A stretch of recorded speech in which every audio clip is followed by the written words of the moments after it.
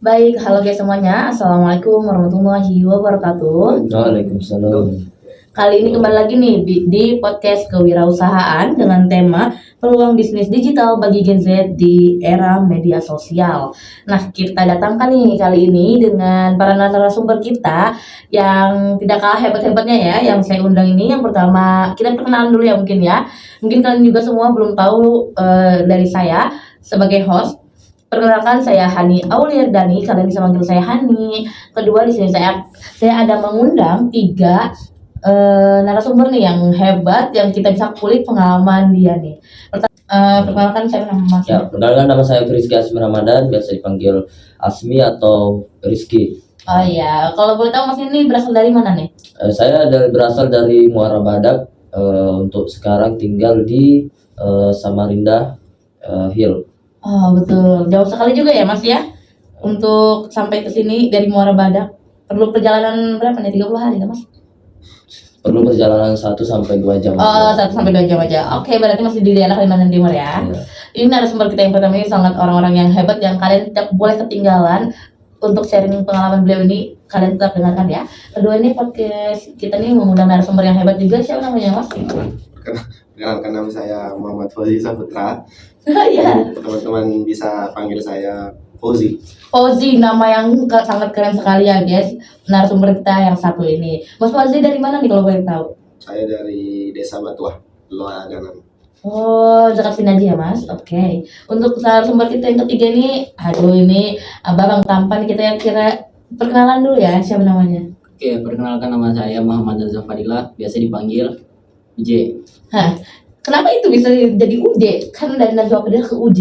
Nggak tahu ya, itu karena waktu dulu kecil tuh baru lahir kayaknya ada Ustadz UJ di Samarinda kan. Karena aku tinggalnya di sini.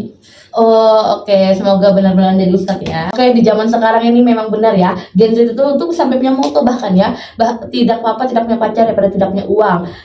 Menurut kalian nih, kenapa ya sekarang tuh tidak sedikit loh para generasi kita tuh yang berani buka usaha atau mereka tuh melihat peluang sedikit pun langsung buka usaha juga. Kira-kira apa nih yang mendorong mereka atau faktor apa gitu? Apakah mereka dewasa sebelum waktunya atau mereka gimana menurut dari Mas Rizky sendiri?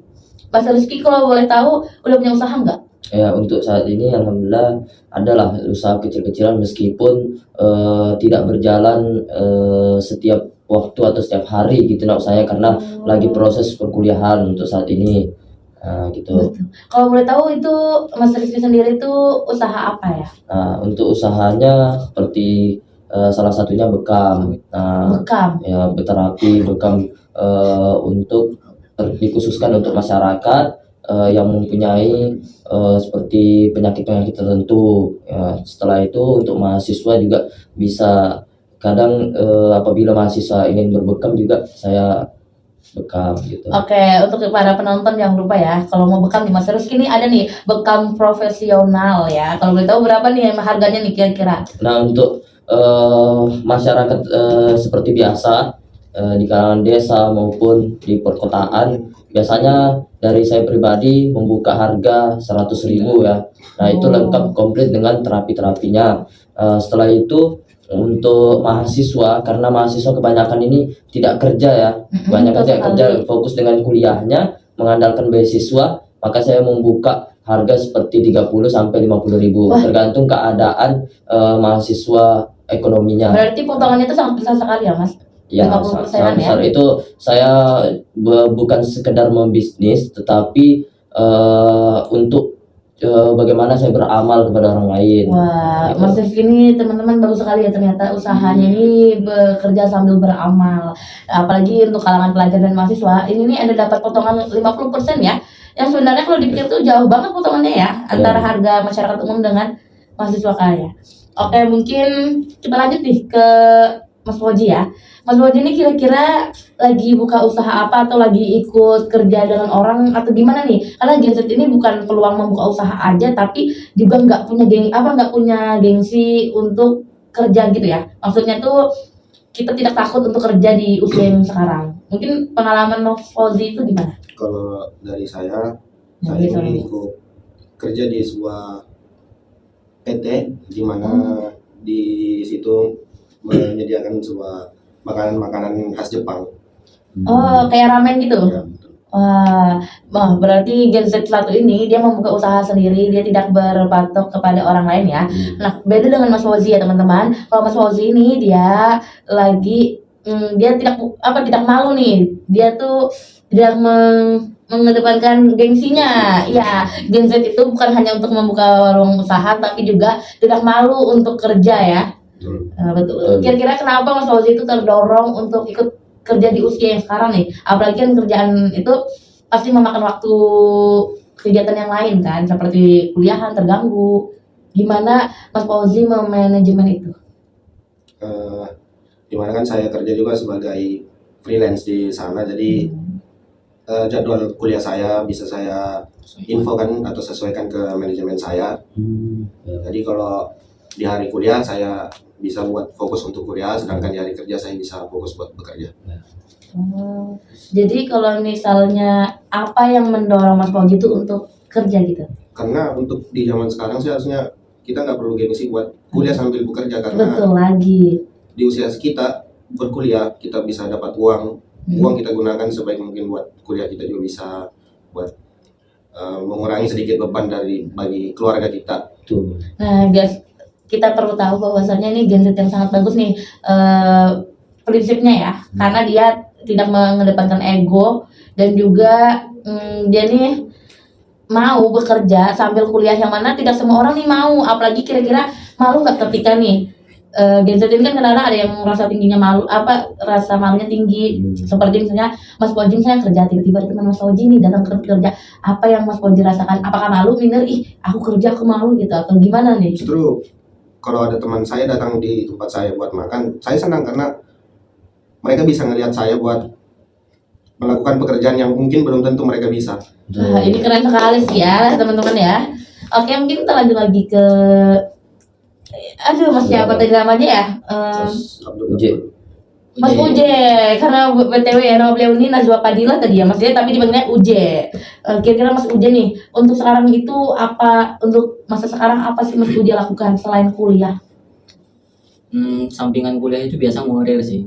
Ngurir itu pekerjaan yang sangat enak dan mudah dijalanin. Bisa kita menyesuaikan jadwal kuliah, jadi nggak bertabrakan. Tapi BTW Mas Uje ini di bawah instansi PT gitu atau kayak Maxim gitu atau kurir kayak gimana gitu? Enggak sih. Kalau biasa kan kalau orang-orang kan ada yang Gojek, ada yang Maxim, ada yang Grab. Kalau aku sendiri itu sudah memang jadi offline-an, langganan juga. Jadi orang yang punya usaha ini nggak perlu cari-cari lagi kurir, langsung nelpon ke aku sendiri. Jadi Mas Uje ini berdiri sendiri ya? Tidak di bawah instansi kayak PT Maxim, kayak misalnya gitu segala hal ya. Tapi kira-kira ada nggak Mas Uje itu rasa malas terkadang gitu dalam melaksanakan usaha? Karena ibaratnya Gen Z ini ujiannya satu ya guys, rasa malasnya yang besar sekali. Oke, itu kan. Kira-kira Mas Uje sendiri ada nggak rasa malas gitu? Kalau rasa malas untuk sekarang udah nggak ada lagi, karena dilihat dari kondisi keluarga juga ya memungkinkan kita harus terpaksa bekerja sendiri untuk memenuhi kebutuhan sendiri, apalagi adik saya ada 4. Wow. Berarti Mas Uje ini bekerja tidak hanya untuk diri sendiri ya, tapi hasilnya untuk keluarga, membantu orang tua sebagai tulang punggung. Bisa dibilang begitu. Ini pengalaman yang sangat luar biasa sih untuk Mas Uje ya. Kita boleh tepuk tangan dulu untuk Mas Uje ya. Sangat luar biasa. Oke, jadi inti daripada podcast ini ya, kita tidak perlu takut, apalagi khususnya kalangan Gen Z nih membuka usaha. Dan intinya tuh satu tadi kuncinya itu mau dan tidak gengsi ya Mas ya. Kira-kira ya faktor kendala kalian nih, apalagi Mas Rizky nih khususnya ya, yang punya usaha sendiri. Kira-kira apa yang menjadi tantangan dan permasalahan kamu dalam menghadapi usaha ini? Oke, untuk tantangan dan permasalahannya, terkadang saya pribadi untuk tantangannya yaitu tadi saya masih kuliah yang pertama. Setelah itu tantangan juga bagi saya ini tidak menyiapkan tempat untuk bisnis saya. Seperti saya ini datang ke rumah-rumah, panggilan dari pasien-pasien saya. Jadi setiap ada hubungi, kontak saya kasihkan di media aktif, cuman ndak dari TikTok atau semacamnya, ndak semacam ngedit-ngedit gitu lah. Nah, saya lebih ke WA, paling Instagram, IG. Nah, di situ saya penyebarannya, cuman ndak seperti yang kita bisnis-bisnis yang begitu lancar, yang biasanya orang konten kreator yang TikToknya sampai pengikutnya yang banyak, ya kan. Nah, itu termasuk tantangan saya. Banyak yang belum mengenal bisnis saya ini, baru kalangan-kalangan yang seperti orang-orang terdekat saja gitu. Oke, kalau misalnya kenapa Mas Rizky melihat usaha itu sebagai peluang Mas Rizky gitu? Apakah Mas Rizky sudah selain punya ilmunya, Mas Rizky ini melihat Nah, belum banyak nih yang mengadakan gitu atau gimana? Jadi Nah. Mas Rizky menjadikan itu usaha. Ya, itu salah satunya. Karena di termasuk kampung saya, desa saya ini, ada sebagian orang yang melakukan usaha itu, tetapi mahal. Nah, mahalnya orang yang ingin mau berobat atau berbekam, ingin terapi, mahal salah satunya. Setelah itu sedikit juga yang berbisnis itu, sedikit aja. Nah, Oh, jadi pesaingnya sendiri pun enggak banyak ya? iya, enggak banyak, sekiranya 3 sampai 4 orang, itu pun jauh-jauh daerahnya. Jauh-jauh meskipun satu kabupaten atau satu kecamatan. Berarti Satu Mas kecamatan. Rizky sendiri melihat itu sebagai peluang usaha itu alhamdulillah maju ya usahanya. Ya, alhamdulillah berjalan lancar selama. Oh, jadi Mas Rizky ini melihat itu sebagai peluang tuh, dan alhamdulillah Mas Rizky jalankan itu sukses ya berarti. Ya, alhamdulillah untuk beberapa tahun ini, karena sudah saya melaksanakan itu semenjak saya mau lulus pondok pesantren. Nah, saya berpikir bahwa saya punya pengalaman, saya punya guru, jadi saya melaksanakan bisnis itu di masyarakat. Nah, itu salah satu peluang saya dengan cara ada pengalaman, terus tuh orang yang berbisnis itu juga sedikit yang melaksanakannya. Jadi saya juga kayak menambah modal perantauan saya di Samarinda ini. Nah, seperti makan, modal uang bensin, terus tuh untuk nabung-nabung, bagi juga sedekah ke orang tua. Masya Apalagi kan Allah, iya. juga bapak saya tidak ada, jadi itulah peluang saya untuk kembali lagi beramal, intinya di situ. Tapi antara modal dengan keuntungan alhamdulillah sudah kembali ya. Ibaratnya itu tuh betul-betul sukses ya di tangan Mas Rizky. Ya, alhamdulillah. Semenjak misalnya nih dalam 1 bulan aja sudah 10 orang, itu sudah 1 juta. 10 orang yang berbekam. Nah, apalagi waktu libur, saya lagi di rumah, orang pasti nanya, ini masnya sudah di rumah kah, atau sudah lagi libur kuliah nih misalnya. Nah, itu orang pasti ngabari terus. Saya juga selalu update terus di WA atau story WA atau di story IG. Oh, berarti Nah. Mas Rizky sendiri pun sudah punya langganan customer-nya ya? Ya, langganan pasien-pasien, sudah termasuk yang sudah mengalami penyakit-penyakit ini, alhamdulillah berjalan lancar itu, disembuhkan dengan adanya berbekam ini. Oke, kalau untuk Mas Fauzi sendiri kira-kira apakah akan tetap ikut kerja di bawah instansi PT atau mau nih mencoba untuk membuka peluang bisnis, atau kan misalnya Mas Fauzi ini udah pernah bekerja sana nih, tahu misalnya resepnya atau apa.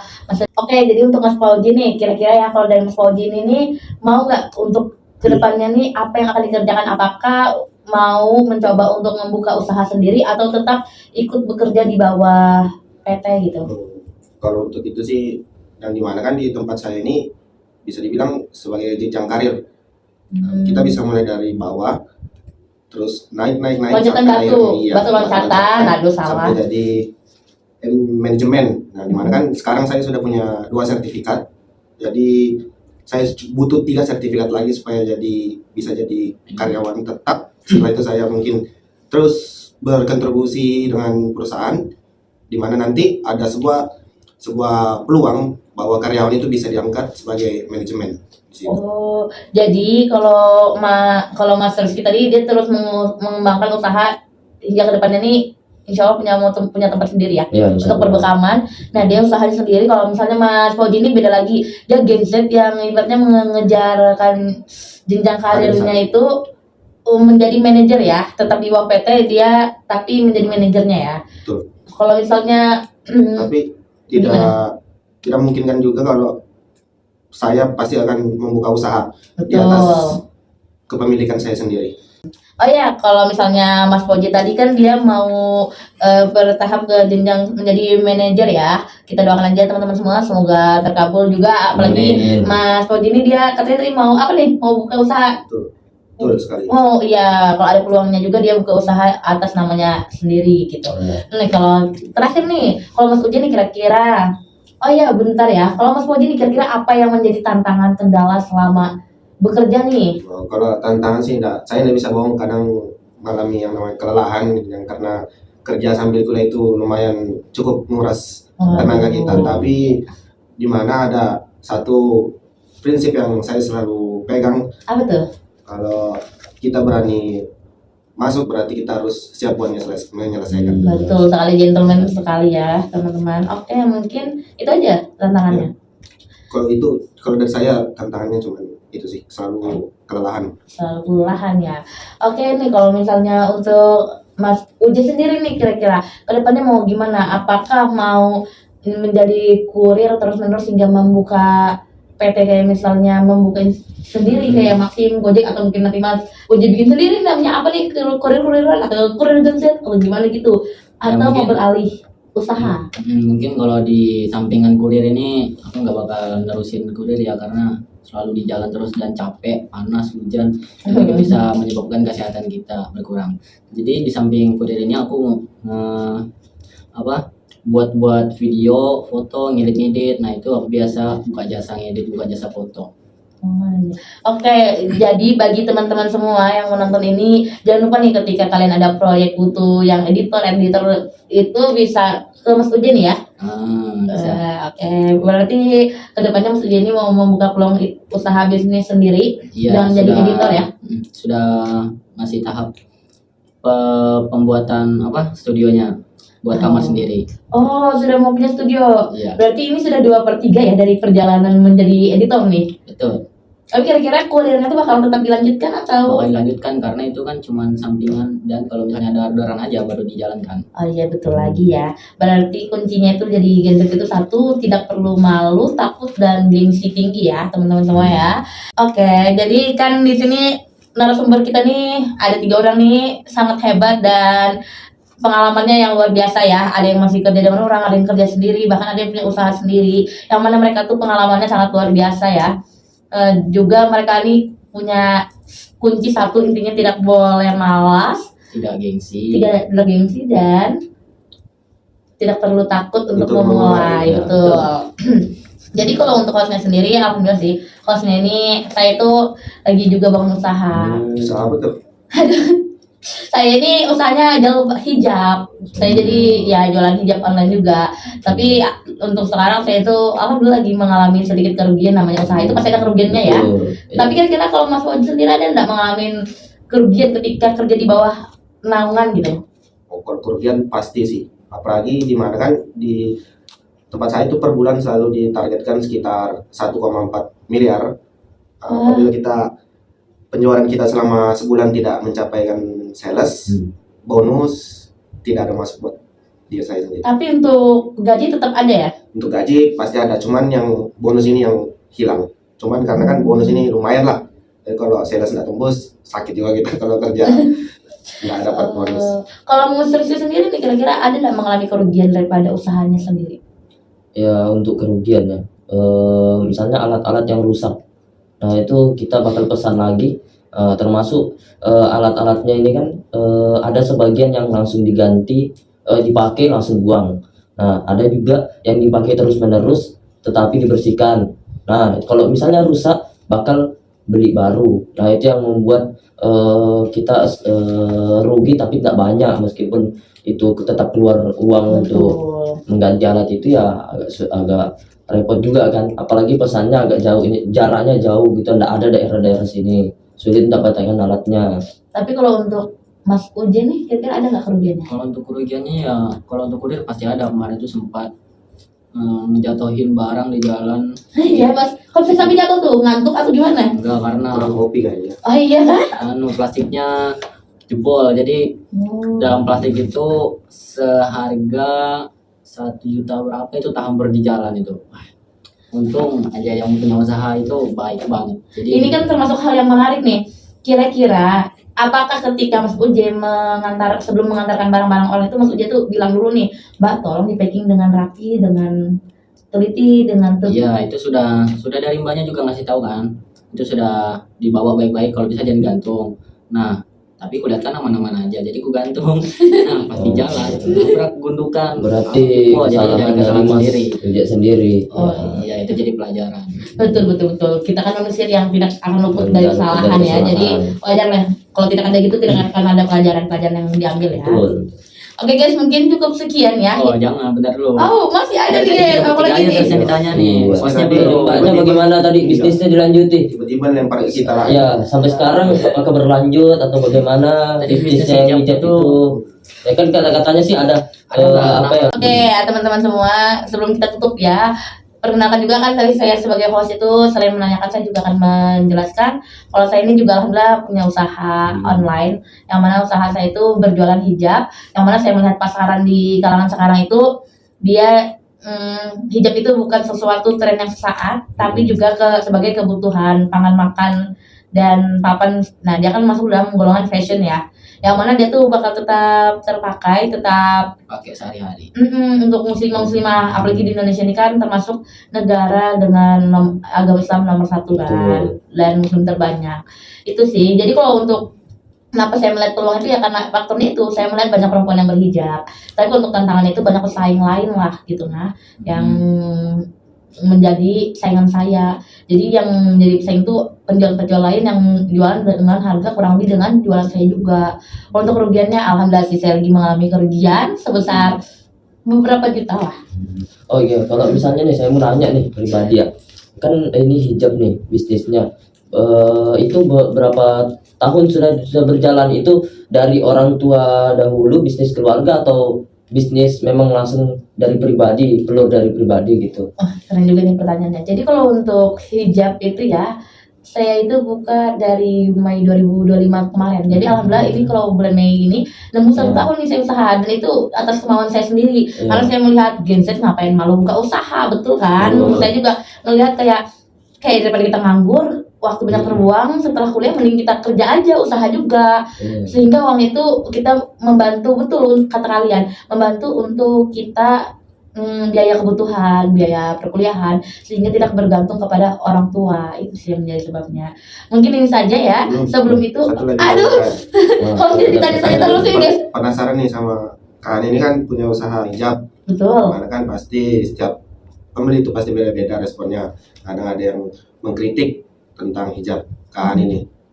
Gimana nih kalau misal produk sama bahan yang Kak Ani sudah jualkan ke mereka itu termasuk kualitasnya yang bagus, tapi mereka mengkritik tentang bahannya Kak Ani ini nggak bagus. Itu cara tanggapan Kak Ani itu seperti apa?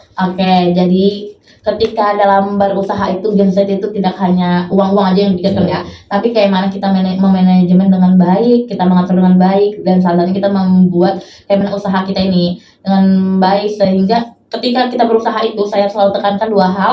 Yang itu yang pertama adalah pelayanan produk-produk, dan kedua itu pelayanan kita, yang mana saya itu kan menjual hijab premium, ya betul-betul premium, bahan yang premium maksudnya. Jadi ketika saya berusaha itu saya udah menjelaskan itu kan foto-foto yang saya ambil dari orang lain, tapi real pitch-nya hijab. BTW saya lagi pakai hijab brand saya sendiri loh ini. Ini namanya Mulkiah Hijab Samarinda ya. Oh, iya. Nama tokonya? Mulkiah Hijab Samarinda. Nih gini. Jadi real pitch ini yang saya video, kakak-kakak abang-abang yang saya video ini, saya bilang ini misalnya hijab pasmina airflow premium, bahannya itu bahan ini loh, bahannya itu dingin gini-gini. Jadi sehingga alhamdulillah sampai sekarang saya tidak mengalami customer yang protes dengan hal itu, karena ketika usaha itu kita memang perlu mematuhi, kita perlu meniru sifatnya Rasulullah. Apa tuh sifat-sifat Nabi itu? 4 hal. Jujur. Jujur, betul. Apalagi ya kira-kira? Amanah, tablik, dan fatonah. Betul. Ketika kita menerapkan 4 ini, apalagi kita kan apalagi saya ini kan ibaratnya identitas dengan muslim kan, karena hijab, otomatis 4 ini memang harus terterapkan dalam kita usaha.